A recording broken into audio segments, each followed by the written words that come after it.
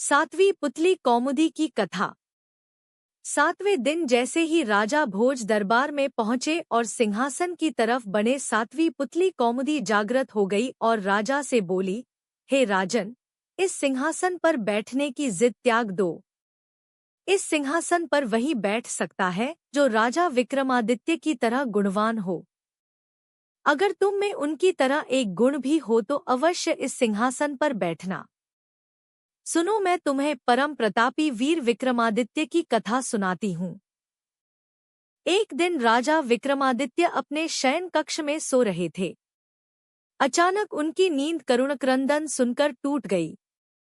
उन्होंने ध्यान लगाकर सुना तो रोने की आवाज नदी की तरफ से आ रही थी और कोई स्त्री रोए जा रही थी। विक्रम की समझ में नहीं आया कि कौन सा दुख उनके राज्य में किसी स्त्री को इतनी रात गए बिलखबिलक कर रोने को विवश कर रहा है।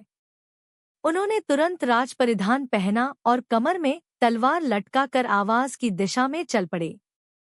क्षिप्रा के तट पर आकर उन्हें पता चला कि वह आवाज नदी के दूसरे किनारे पर बसे जंगल से आ रही है। उन्होंने तुरंत नदी में छलांग लगा दी तथा तैरकर दूसरे किनारे पर पहुंचे। फिर चलते चलते उस जगह पहुंचे जहां से रोने की आवाज आ रही थी। उन्होंने देखा कि झाड़ियों में बैठी एक स्त्री रो रही है। उन्होंने उस स्त्री से रोने का कारण पूछा। स्त्री ने कहा कि वह कई लोगों को अपनी व्यथा सुना चुकी है, मगर कोई फायदा नहीं हुआ। राजा ने उसे विश्वास दिलाया कि वे उसकी मदद करने का हर संभव प्रयत्न करेंगे।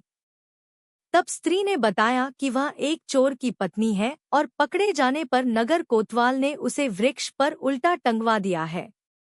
राजा ने पूछा, क्या वह इस फैसले से खुश नहीं है?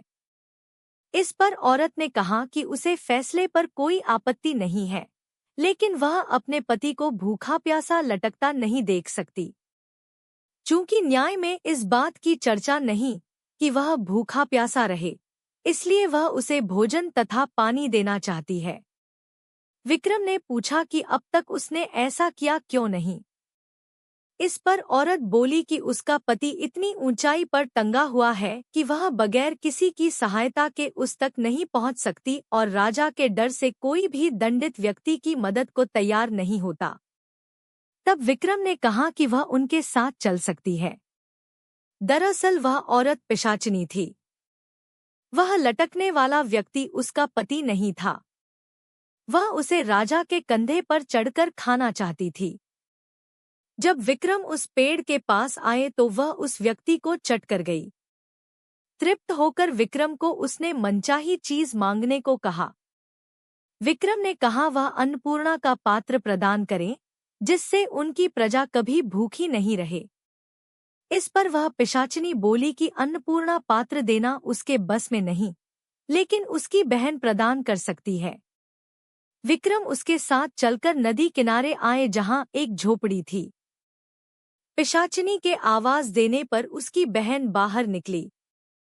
बहन को उसने राजा का परिचय दिया और कहा कि विक्रमादित्य अन्नपूर्णा पात्र के सच्चे अधिकारी है, अतः वह उन्हें अन्नपूर्णा प्रदान करे। उसकी बहन ने सहर्ष अन्नपूर्णा पात्र उन्हें दे दिया। अन्नपूर्णा पात्र लेकर विक्रम अपने महल की ओर रवाना हुए। तब तक भोर हो चुकी थी। रास्ते में एक ब्राह्मण मिला। उसने राजा से भिक्षा में भोजन मांगा। विक्रम ने अन्नपूर्णा पात्र से कहा कि ब्राह्मण को पेट भर भोजन कराए। सचमुच तरह तरह के व्यंजन ब्राह्मण की सामने आ गए। जब ब्राह्मण ने पेट भर खाना खा लिया तो राजा ने उसे दक्षिणा देना चाहा। ब्राह्मण अपनी आंखों से अन्नपूर्णा पात्र का चमत्कार देख चुका था, इसलिए उसने कहा, अगर आप दक्षिणा देना ही चाहते हैं तो मुझे दक्षिणा स्वरूप यह पात्र दे दें, ताकि मुझे किसी के सामने भोजन के लिए हाथ नहीं फैलाना पड़े। विक्रम ने बेहिचक उसी क्षण उसे वह पात्र दे दिया।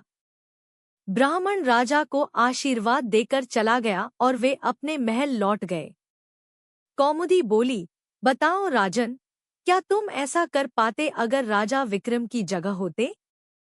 इतना कहकर कौमुदी पुन सिंहासन में जाकर जड़वत हो गई। राजा भोज विचारों में खो गए और सिंहासन पर बैठने का अन्य उपाय खोजने लगे। अगले दिन 8वीं पुतली पुष्पवती ने रोका राजा भोज का रास्ता।